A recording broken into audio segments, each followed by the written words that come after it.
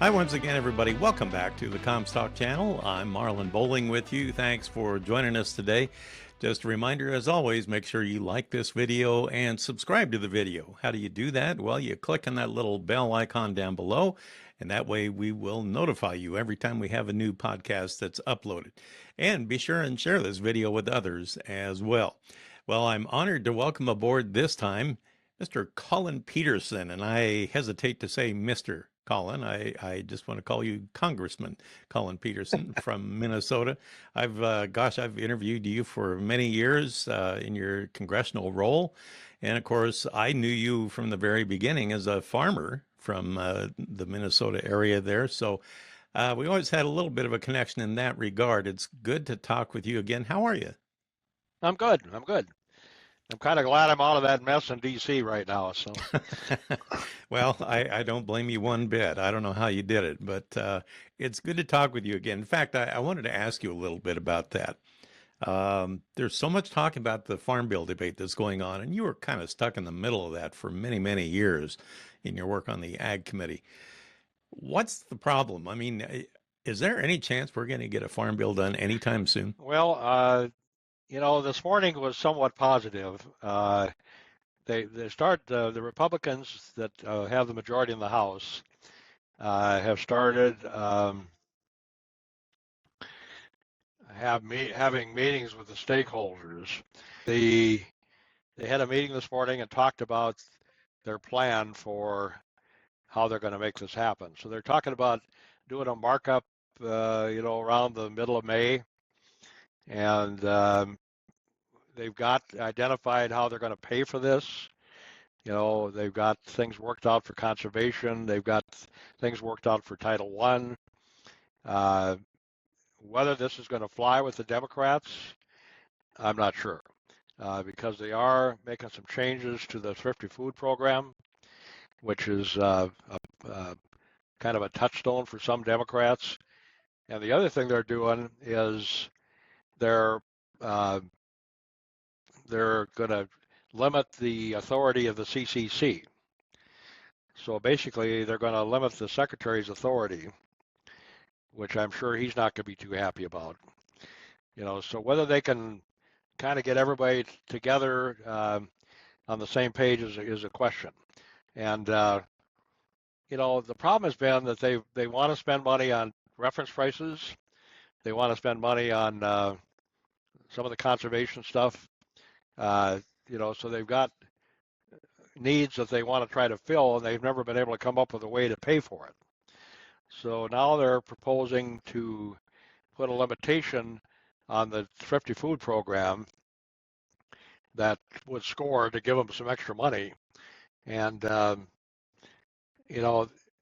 don't think it's so bad, but I'm wondering if the Democrats are going to go along with this. So the problem from the start has been having extra money to put into the bill to deal with the reference price issue, which is mostly a Southern issue more than a Midwest issue.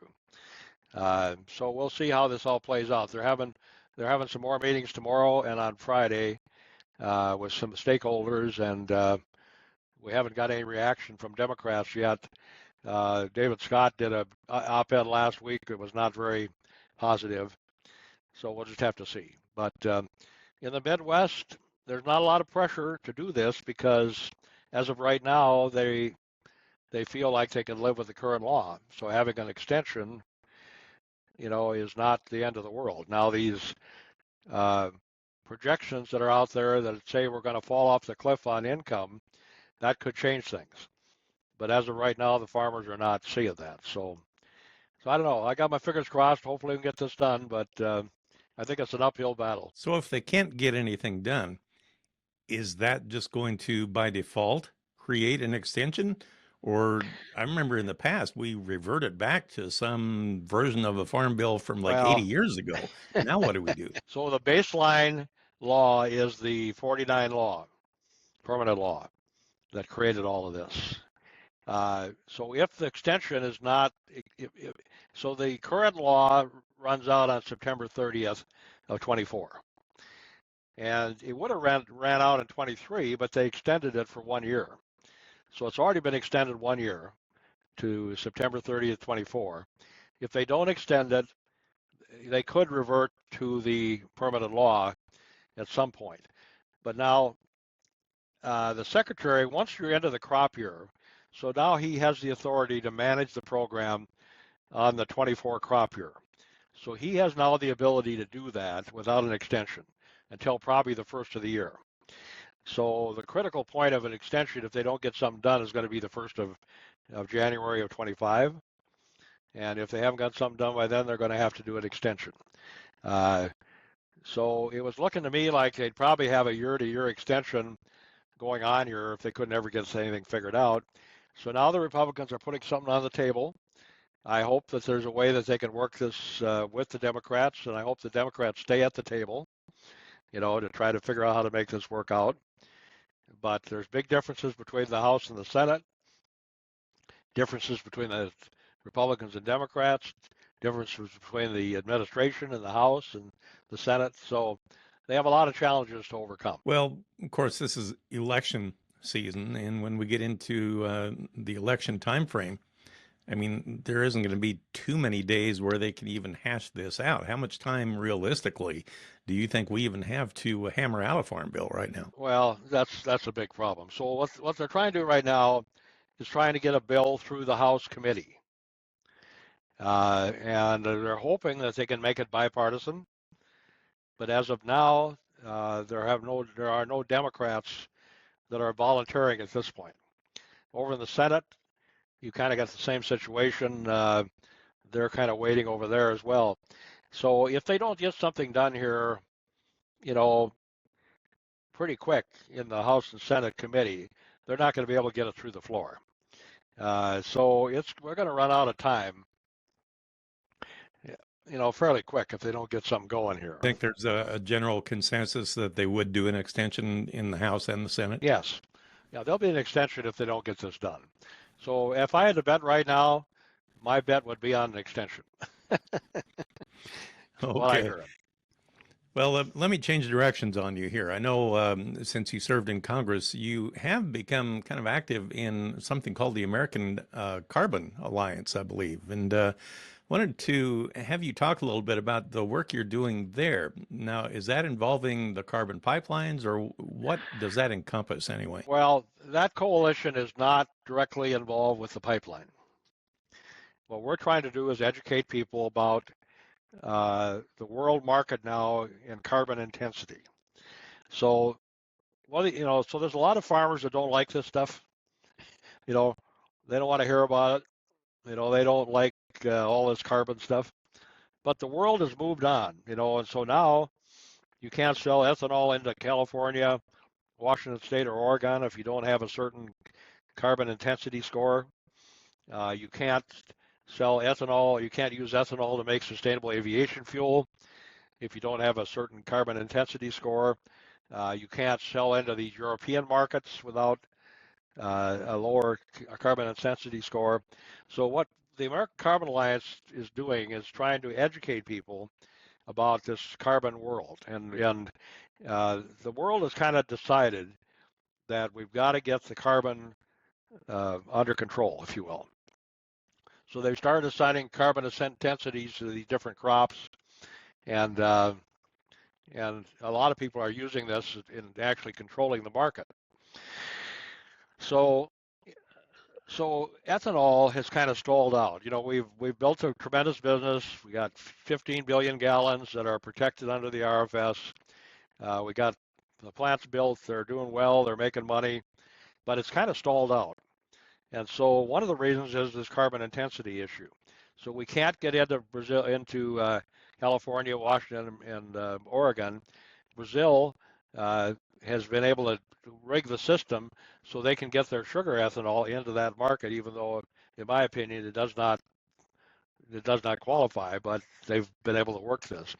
So what we're trying to do is educate people about carbon, about how to measure carbon intensity, and how this is going to affect the marketplace.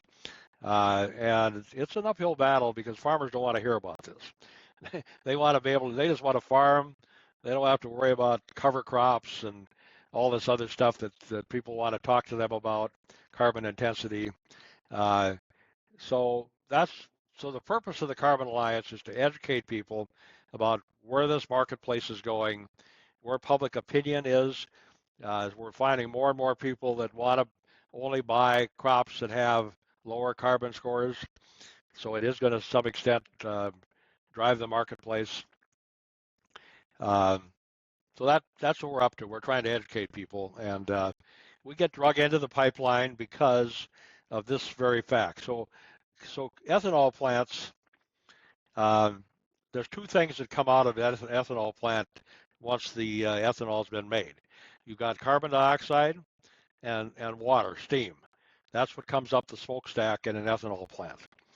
So it's pretty easy to separate out the carbon dioxide, and you can liquefy it and make it into a liquid that can be transported. And it can be transported by truck. It can be transported by rail, but the most efficient way to transport it is pipelines. And so that's what the Summit Pipeline is about, is to try uh, to permit a pipeline up from Iowa, Illinois, Nebraska, up through the Dakotas, through over to western North Dakota, where you've got the right kind of geological structure where you can bury it under the ground about a mile. And that's what this is about. So the pipeline is the most efficient way to move it, uh, but it's run into some opposition. Now they've been making pretty good headway in terms of you know countering that opposition, and we're having a re a rehearing of the opposition in North Dakota and Ohio. South Dakota has changed their tune a little bit. So, in my opinion, the pipeline, I think, will be permitted. It might take a year or two. And if the pipeline is permitted and you're able to take the CO2 off of the plants, you can lower the carbon score in an ethanol plant from about 60 down to 30. And if you can get down to 30, then you can sell it into the West Coast markets, automobile markets. You can also sell it into the aviation fuel market to build sustainable aviation fuel. And ethanol is the only feedstock of scale that's available to the sustainable aviation fuel market that can actually produce any amount of fuel uh, in the quantity that's needed. So you can use cooking grease, that sort of thing, but it's very limited, in what you can do. So ethanol needs to get their carbon score down. It needs to be the feedstock that's used for sustainable aviation fuel, and we think it's a big potential for the corn market because you could double the amount of ethanol that's required if it qualifies for sustainable aviation fuel. So we could keep this industry growing, keep it profitable, and given what they're saying the prices are going to be, this is going to be necessary because if if uh, if we get $3 corn, we got a big problem, as you know, and and they're predicting $3 corn. So if we can qualify this for sustainable aviation fuel, it'll change that. I mean, ethanol changed the marketplace in corn. We were not making money for many, many years. The ethanol comes along. 40% of the corn is going into ethanol. We've not had a problem since that happened. We're making money basically without the government and so forth. So that's what we're trying to do here is to help them, the corn farmers and the ethanol industry, get their score down where they can actually become part of the solution. And but it's an uphill battle because farmers don't want to hear about some of this stuff. Of course, anytime that there would be any premiums involved, that could translate into money in the farmer's pocket, and then that always raises their interest level that way. Yeah, I'm sure you field all kinds of questions. Is there a website that the Carbon Alliance has where people yeah, can go and maybe find some answers to their questions? yeah. It's American Carbon Alliance. And we have a very good website there. We also have a newsletter you can sign up for. We're doing, we have press releases on there. I'm doing a lot of interviews like this, talking to people about this issue and what it's about and how it works and so forth. And we still have some questions that have to be answered. So I don't know if you've heard about the GREET model, on how they measure this stuff.